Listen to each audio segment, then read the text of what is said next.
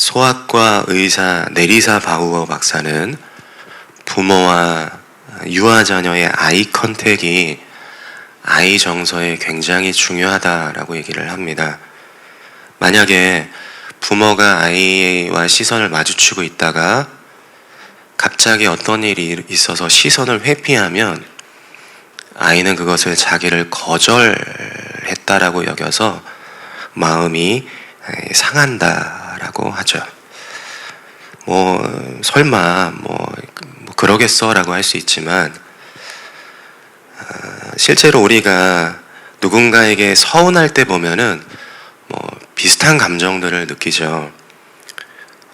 저는 쌀국수를 굉장히 좋아하는데 제 아내는 향 때문인지 싫어합니다. 그래서 옛날에 이렇게 차를 타고 가다가 아내에게 조심스럽게 물었거든요. 별로 이렇게 안 좋아하니까 오늘은 날씨도 이런데 쌀국수 먹을까? 했는데 아내가 약간 인상을 찌푸렸어요. 약간이요. 심한 것도 아닌데. 근데 그게 그렇게 서운하더라고요. 그래가지고 제가 그때 이렇게 생각을 해보면 어떤 감정이 들었냐면 아내는 자기 의사를 표현한 건데 저는 그거를 나를 거부했다라고 받아들인 거예요. 이런 경우들이 살아가면서 굉장히 많이 있습니다. 나를 무시했다고 생각하고 나를 이렇게 거절하고 심지어 그런 게 좀 커지면 나를 내쳤다 혹은 배신감이 든다 이런 생각들이 들기도 하죠.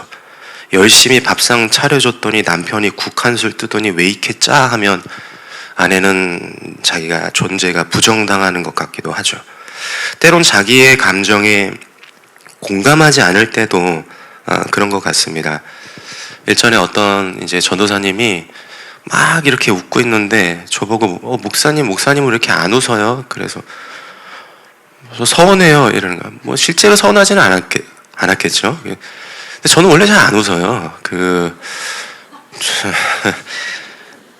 지난 목요일에 이렇게 전사님 결혼식을 마치고 앞에 나와서 이렇게 사진 찍잖아요. 사진 찍는데 사진기사분이 자꾸 웃으라 그러는 거예요. 그래가지고 이렇게 억지로 웃다 보니까 여기 경련이 이렇게 바스득하고. 심리학자 아들러가 모든 고민은 인간관계에서 온다라고 했듯이 우리는 사람들, 특히 사랑하는 이들과 어울려 살지만 거절당하고요. 거절을 합니다. 상처를 받고 중요하죠. 상처를 준다는 것이죠. 오늘 한 가정에 불어닥친 상처의 소용돌이 속에서 하나님께서 이 가정을 어떻게 치유하시는지를 우리가 살펴봄으로 우리가 이 문제를 다루어 보려고 합니다. 본문은 두 인물을 중심으로 사건이 진행되고 있습니다. 야곱과 레아입니다. 먼저 야곱을 보면 야곱은 아버지와 형을 속이고 브엘세바에서 외삼촌 라반이 있는 하란으로 도망을 칩니다. 800km요. 적어도 한 달은 걸리겠죠. 가다가 죽을 수도 있는. 어쩔 수 없이 도망을 가게 됩니다. 이제 하란에 도착을 해서 운명적인 여인을 만나죠. 라반의 둘째 딸인 라헬입니다. 17절 말씀에 보면 라헬을 이렇게 묘사를 하고 있습니다. 17절 보시면 레아는 시력이 약하고 라헬은 곱고 아리따우니. 저기 곱다라는 단어는 원어로 보면 섹시하다라는 의미입니다. 그러니까 라헬은 굉장히 아름답고 그리고 관능적인 여인이었어요. 아마 마을에 있는 이 젊은 남자 청년들에게는 흠모의 대상이었겠죠. 야곱은 그런 라헬을 사랑하여서 외삼촌 라반에게 7년을 내가 무일푼으로 일하겠다 이렇게 제안을 합니다. 18절 말씀입니다. 야곱이 라헬을 더 사랑함으로 대답하되 내가 외삼촌의 작은 딸 라헬을 위하여 외삼촌에게 7년을 섬기리이다. 당시 신부를 얻기 위해서 신랑은 그만한 대가를 지불해야 했는데 야곱은 적어도 3배는 많은 지참금을 내겠다고 하는 것입니다. 야곱이 얼마나 라헬에 빠져 있으면 20절에 보면 7년을 며칠처럼 여겼다라고 되어 있죠. 그렇게 기한을 채우고 이제 드디어 디데이, 야곱이 이제 외삼촌 라반에게 이제 라헬을 달라고 요청을 합니다. 21절 말씀 보시면 야곱이 라반에게 이르되 내 기한이 찼으니 내 아내를 내게 주소서 내가 그에게 들어가겠나이다. 여기 야곱이 한 말은요, 이거 굉장히 무례한 것입니다. 여기 아직 라헬과 부부관계가 아닌데 아내라고 표현하고 있고, 내게 주소서 하는 건 명령어입니다. 명령조로 지금 얘기를 하고 있어요. 외삼촌 라반에게. 그리고 내가 그에게 들어가겠나이다. 여기 들어가다라는 말은 노골적이고 성적인 표현입니다. 내가 얼른 가서 내가 라헬과 그런 관계를 맺고 싶다라고 지금 얘기를 하는 것이죠. 어쨌든 결혼식이 이제 진행이 됩니다. 일주일 잔치가 열리죠. 야곱은 술이 잔뜩 취했고 그토록 사랑하는 여인 라헬이 면사포를 쓰고 자기에게 다가옵니다. 둘은 뜨거운 밤을 보냈겠죠. 그렇게 다음날 따뜻한 아침 햇살이 비칠 때 야곱이 사랑하는 아내를 깨우려고 하자 순간 얼어붙어 버립니다. 25절 상반절 보시면 야곱이 아침에 보니 레아라. 반전도 이런 반전이 없죠. 아침 드라마를 보는 것 같습니다. 그렇게 야곱이 미친 듯이 일해서 라헬하고 이제 결혼하려고 했는데 아침에 떡하니 눈을 떠보니 첫째 레아인 거예요. 야곱은 끔찍한 감격을 목격한 것입니다. 믿었던 사람에게 내쳐진 배신감, 깊은 허탈감이 그에게 밀려오죠. 야곱은 마음 깊이 상처받게 됩니다. 이제 우리의 시선을 레아에게 돌려보겠습니다. 레아는 라반의 첫째 딸이죠. 그런 레아를 17절에 이렇게 묘사를 합니다. 17절 다시 보시면 레아는 시력이 약하다. 시력이 약하다는 말이 여러 해석이 가능합니다. 진짜 눈이 안 좋았을 수도 있고요. 사시였을 수도 있습니다. 근데 뒤에 라헬을 묘사하는 것이 곱고 아름답다라고 표현하는 것을 보면은 이것과 대조적으로 레아는 볼품이 없었던 것이죠. 말씀 전체적으로 보면 라헬은요 활동적이고 밖에서 양을 칩니다. 그러다 이제 야곱을 만나죠. 그에 반해서 레아는요 밖에 나서지도 못하고 사람들에게 관심조차 받지 못한 그런 사람이라는 것입니다. 아버지 라반 입장에서 얘를 가만뒀다가는 이 시집도 못 갈 형편인 거죠. 레아는 아버지에게 골칫거리였습니다. 그래서 결혼식 날 라반은 레아를 불러 면사포를 씌우고 술에 잔뜩 취한 야곱에게 들어가 동침하라고 명령을 하죠. 당시 고대 사회에서 아버지의 말은 곧 법이기 때문에 레아가 복종합니다. 그리고 다음날 아침 눈을 뜬 레아가 목격한 것은 무엇입니까?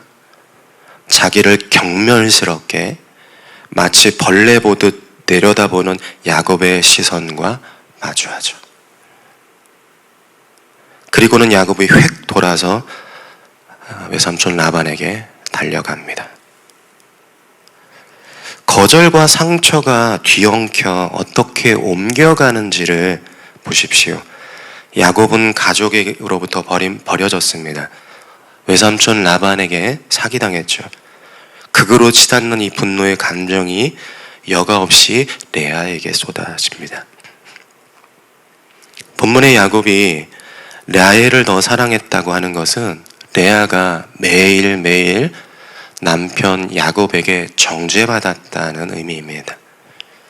여러분, 레아가 누구입니까? 마을 사람들이 거들떠보지도 않는, 아버지의 이익을 위하여 이용당하는, 자기의 순결을 내어준 남자로부터 미움받는 레아는 아무도 사랑하지 않는 여인이었죠.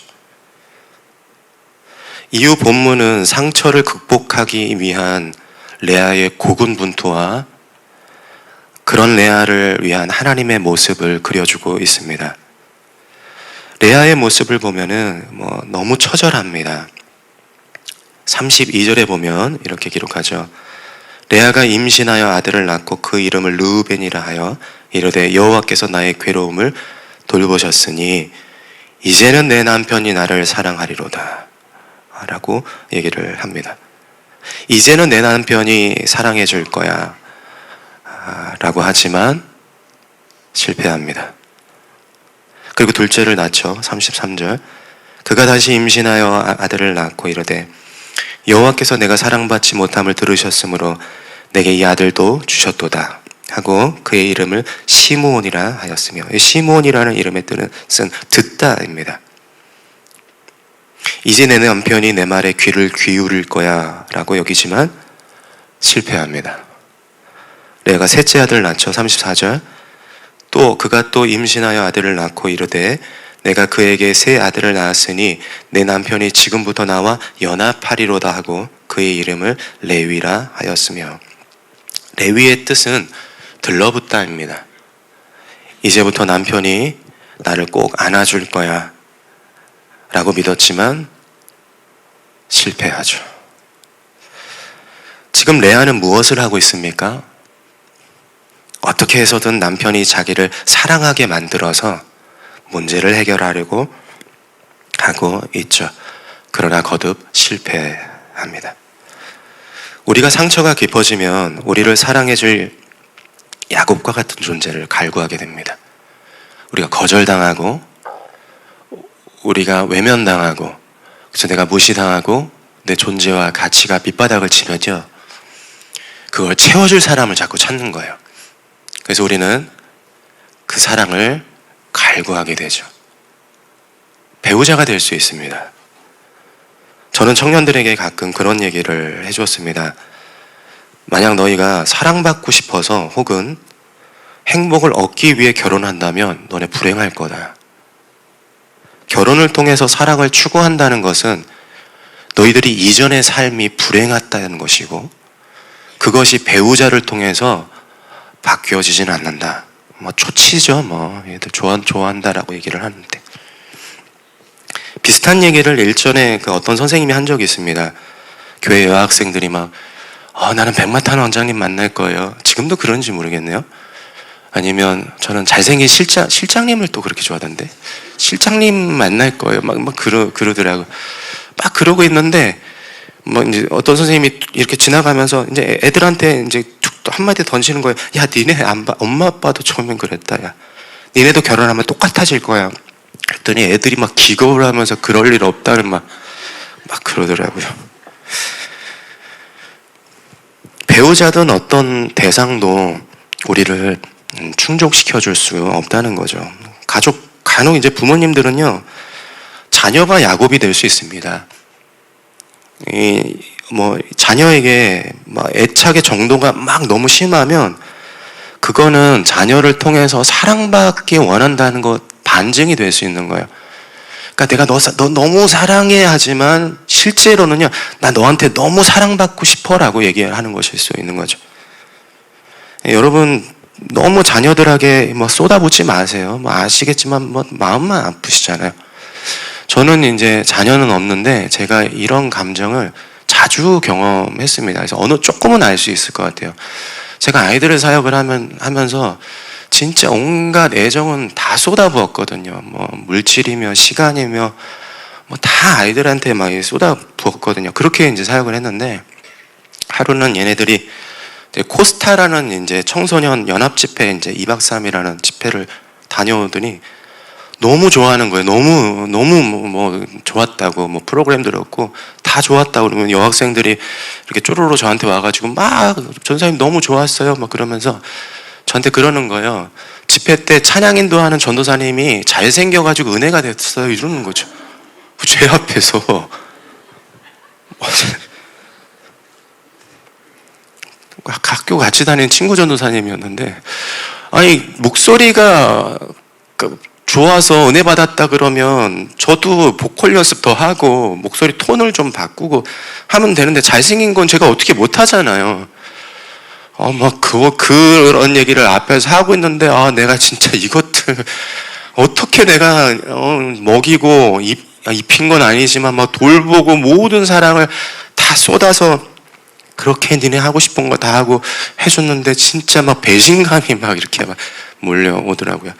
진짜 부모님 말 맞다나 자식 키워봐야 아무 소용없다는 그런 마음이 공감이 막 되었습니다.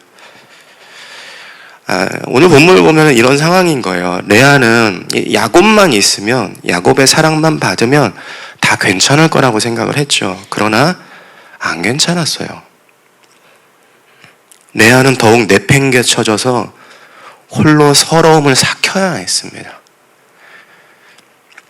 어떤 연예인이 방송에 나와서 사람들이 모르는 나만의 불안이 있다는 발언을 했습니다. 가까운 가족도 친구도 그 누구도 자기의 감정을 공감하지 못하는 깊은 고독감이 그에게 있는 것이죠. 우리가 거절받는 이 감정을 잘 다루지 못하면 이처럼 홀로 외로움에 짓눌릴 수 있고, 그러다 보면 주변에 사랑하는 이들과의 관계가 다 깨어져 갈 수 있다는 것입니다. 그럼 우리는 어떻게 해야 할까요? 레아의 방법은 철저히 실패했습니다. 쓰라린 마음이 진정이 안 되죠. 그런데 무슨 일인지 레아에게 심경의 변화가 일어납니다. 35절 말씀입니다. 35절 말씀을 우리 함께 읽어보겠습니다. 시작.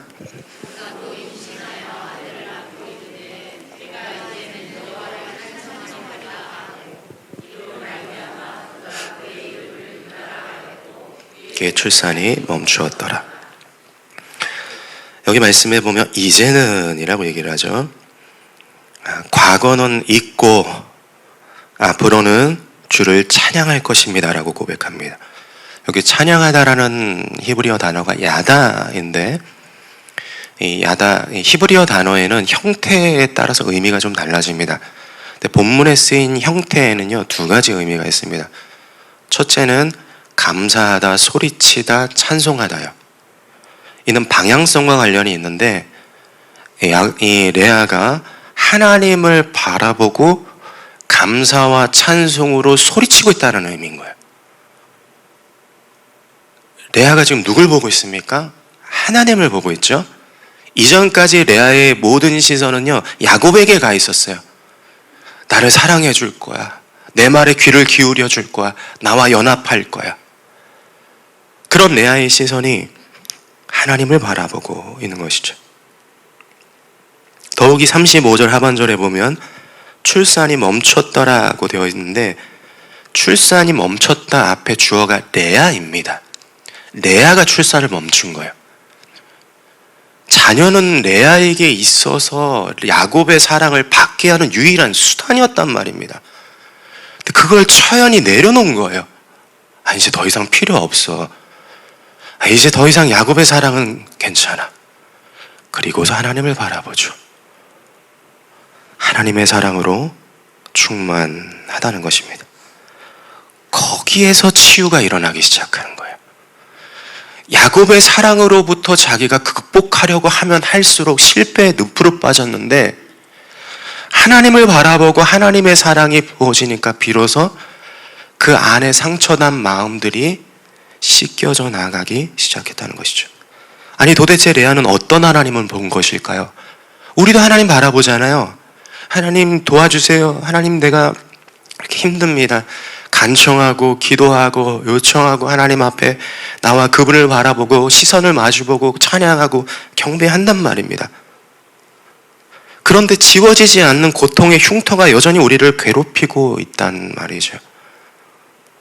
우리가 보는 하나님과 레아가 목격한 하나님은 뭐가 다를까요?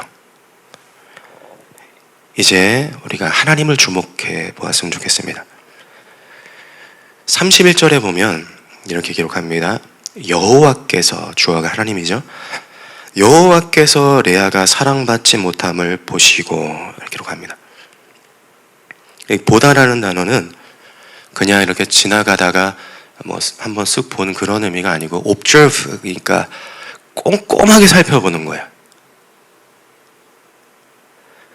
레아가 남편에게 받은 서름과 아픔과 정죄당하는 그 순간들, 깊은 수치심을 느끼며 매일 뒤뜰에서 남몰래 울던 모든 시간을 하나님께서 다 지켜보고 계신다는 거예요. 성도님들, 여러분이 누구도 내 마음 몰라준다고 하며 혼자 어디 구석에서 눈물 훔치는 그 순간에도 하나님은 여러분을 주목하고 계신다는 사실을 기억하시길 바랍니다. 하나님은 가여운 레아를 위하여 그렇게 아들을 주시죠. 32절에 나의 괴로움을 돌보셨다라고 레아가 말하는 것은, 바꾸어 말하면 하나님이 레아에게 너 괴로워하지 않았으면 좋겠다라고 하시는 거예요. 그러나 그뿐이죠. 레아는 남편에게 갑니다. 레아가 둘째를 낳을 때도 보십시오. 하나님은 레아의 눈물 닦아주시며 그 신음하는 소리에 귀 기울이시고 응답하십니다. 그러나 레아는 아들을 낳자 역시 남편에게 갑니다. 레아가 셋째를 낳습니다. 문맥의 흐름상 하나님이 주신 거예요. 하지만 레위를 줄 때 한번 보십시오. 하나님의 이름조차 언급하지 않습니다. 레아는 셋째를 낳고 역시 야곱에게 갑니다. 마치 어디서 본 장면 같죠? 미국의 작가 존 그린이 쓴 잘못은 우리 별에 있어에 보면 어거스터스가 사랑하는 헤이즐에게 이런 말을 합니다. 너가 세상에서 상처받지 않을 수는 없지만 너가 누구한테 상처받을지는 선택할 수 있어. 이런 얘기를 해요. 세상에서 우리가 살아가며 상처를 피할 수는 없지만 상처받기로 내가 저 사람한테 상처받아야 하지 하는 그 사람이 곧 내가 사랑하는 사람이라는 거죠. 제가 본문을 묵상하면서 도대체 왜 하나님은 자꾸 배신하는 레아를 혼내시거나 다리 몽둥이를 부러뜨려서라도 못 가게 하셔야 되잖아요. 근데 하나님 그렇게 하지 않으십니다. 왜냐하면 하나님이 보여주시는 것이죠. 누구에게도 관심받지 못한 레아를 어떻게 사랑하시는지. 하나님은 레아를 지켜보시고 긍휼을 품으시고 그 기도 소리를 귀 기울이시고 응답하여 주십니다. 하나님은 그렇게 은혜를 베푸세요. 그러나 거기서 그치지 않으시죠? 레아가 마음 다치지 않기를, 레아가 내쫓기지 않기를, 레아가 더 이상 괴로워하지 않기를 바라시며 도리어 레아로 인하여 하나님이 아프시고 레아로 인하여 하나님이 버림받으시고 레아로 인하여 하나님이 상처받으십니다. 하나님은 레아와 같이 되신 거예요. 2000여 년 후 하나님의 사랑은 우리와 같이 되심으로 우리에게 전해지고 있습니다. 하나님은 그저 하늘에서 내가 너희를 사랑한단다, 내가 너희 상한 마음을 치유해 줄게 라고 하지 않으셨어요. 우리의 삶이 얼마나 고되고 힘겨운지, 눈물을 머금고 억누르는 심경이 무엇인지, 사람들에게 무시당하고 때론 짓밟히는 기분이 어떠한지 그분은 이 땅에 오셔서 피부로 경험하셨습니다. 수도 없이 사람들이 그분께 찾아왔지만 등을 돌렸습니다. 가장 가까운 이에게 속아 팔려갔죠. 종려나무 가지를 흔들며 호산나라고 외쳤던 사람들의 손에는 어느샌간 돌이 들려 있었습니다. 그분을 믿고 따르던 이들은 모두 도망가 버렸어요. 사람들은 침뱉고 저주했습니다. 조롱하고 멸시했습니다. 그분은 모든 사람들에게 버려지셨어요. 그분은 골고다 언덕에서 홀로 상함을 받으셨습니다. 우리 때문에. 예수 그리스도, 아무도 사랑하지 않는 레아의 후손이십니다. 레아가 넷째를 낳고 일어난 변화는 하나님 앞에서 자기의 연약한 존재와 하나님의 은혜를 절실히 깨달은 사건입니다. 레아 자신은 하나님을 버리고 외면함으로 죄를 지었지만 하나님은 끝까지 시선을 돌리지 않고 자기가 준 모든 상처를 감내하셨다는 은혜, 거기가 바로 회복의 폭발이 일어나는 지점이죠. 그래서 레아는 이제는 여호와를 찬송하리로다라고 말하는데, 찬송하다, 야다의 두 번째 의미는 죄를 자백하다라는 뜻이에요. 죄를 자백하다. 상처의 가장 밑바닥에서 하나님은 죄의 문제를 다루신 거예요. 그 죄의 문제가 해결이 되어야 치유가 일어날 수 있다는 거죠. 하나님이 우리에게 보여주신 십자가는 어떠한 일이 있어도 우리를 부정하거나 떠나지 않겠다는 하나님의 신실한 은혜의 상징입니다. 그러나 우리는 때때로 주님 앞에서 우리가 원하는 것을 얻으면 돌아서잖아요. 우리는 십자가 뜰만 밟고 오는 것 아닙니까? 어쩌면 단 한 번도 주님께 나아가 그분을 단 한 번도, 어쩌면 단 한 번도 그분을 안아드리지 못한 것은 아닙니까? 그분이 왜 돌에 맞아 피멍이 들고 창자국에 찢겨진 살틈 사이로 피를 토하는지, 왜 나무에 매달려 억누른 비명을 지르시는지, 내가 상처 주었기 때문이잖아요. 하나님은 십자가에 달려 우리의 죄로 인해 멸시당하고 버림받으셨습니다. 그렇게 예수님은 저와 여러분 한 사람 한 사람을 선택하셨어요. 기꺼이 상처받기로 결단하신 것이죠. 우리를 사랑하시기 때문입니다. 말씀을 정리하려고 합니다. 세 가지를 좀 마무리하면서 말씀을 맺겠습니다. 첫째, 오늘 본문에서 상처가 어디로 흘러가는지를 유의하여 꼭 보십시오. 가족에게서 야곱, 야곱에게서 레아. 거기서 멈춘 게 아니죠. 레아에게서 하나님에게로 그럽니다. 여러분, 우리가 실족할 때, 그래서 내가 마음이 힘들 때 내가 뭔가를 하려고 하는 행동들 있잖아요. 대처하려는 행동들. 결국 누가 상처받습니까? 하나님이 상처받잖아요. 우리는 상처 입은 가해자입니다. 둘째, 치유의 은혜는 죄를 자각하는 자리에서 일어납니다. 레아는 야다, 자기의 죄를 인식하고 자백하는 심정으로 하나님을 바라봤습니다. 상처의 가장 깊은 곳에 하나님을 향한 죄성이 있다는 거예요.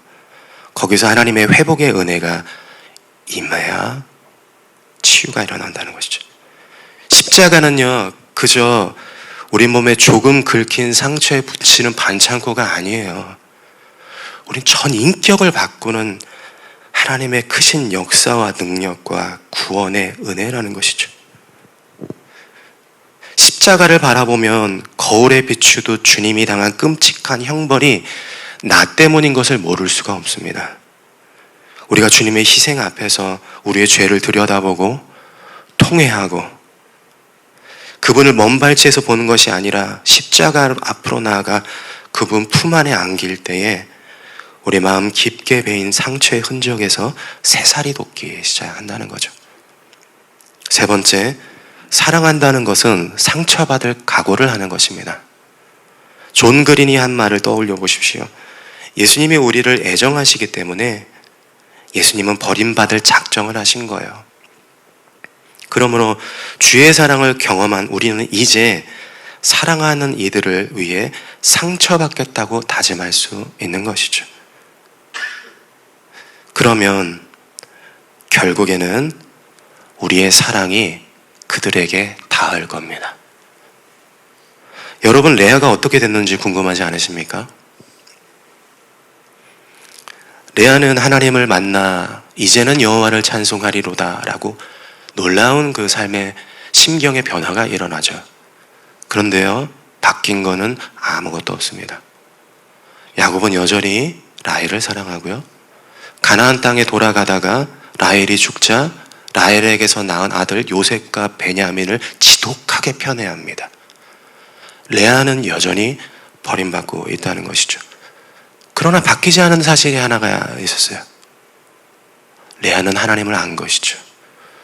물론 뒤에 창세기 30장에 보면 레아는 여전히 그 안에서 막 불쑥불쑥 자기의 옛 습성이 나오지만, 그런 한 가지 사실은 분명히 기억하고 있다는 것입니다. 하나님의 사랑만이 치유받을 수 있다는 것을. 그러다 어느 시점에 레아가 숨을 거둡니다. 그리고 창세기 49장에서 야곱이 죽기 전에 아들들에게 이제 축복 기도를 하는 장면이 나옵니다. 쭉 축복을 해주고 그리고 유언처럼 이런 말을 합니다. 창세기 49장 31절 말씀 우리 함께 읽어보겠습니다. 시작.